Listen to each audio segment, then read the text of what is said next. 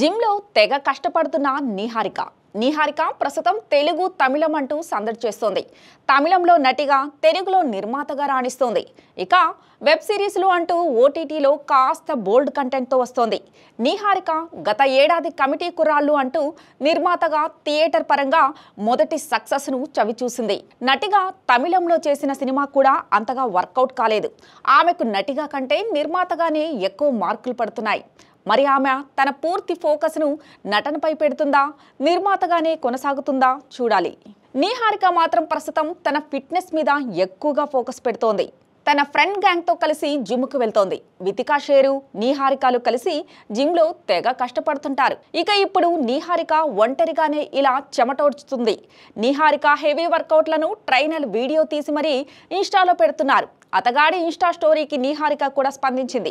Niharika heavy వర్కౌట్లకు సంబంధించిన వీడియోలు, ఫోటోలు అయితే బాగానే వైరల్ అవుతున్నాయి.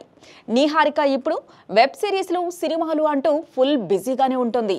అసలు నిహారిక తీరు చూస్తుంటే పర్సనల్ లైఫ్ మీద ఎక్కువగా దృష్టి పెడుతున్నట్టుగా కనిపించడం లేదు. సినిమానే ప్రపంచంగా ఉన్నట్లు కనిపిస్తోంది.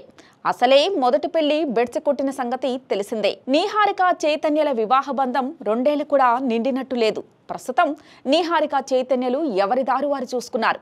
విడాకుల తరువాత నిహారిక సినిమాల మీద మరింతగా ఫోకస్ పెట్టింది. ఆ మధ్య నిహారిక రెండో పెళ్లి గురించి చాలానే రూమర్లు వచ్చాయి. కానీ నిహారిక మాత్రం ఇప్పుడు పూర్తిగా కెరీర్ మీదే ఫోకస్ పెట్టిందని అర్థమవుతోంది. మళ్ళీ తెలుగులో ఎలాంటి క్లాసిక్ మూవీతో నిహారిక వస్తుందో చూడాలి. గత ఏడాది మాత్రం నిహారికకు బాగానే కలిసి వచ్చిన సంగతి తెలిసిందే.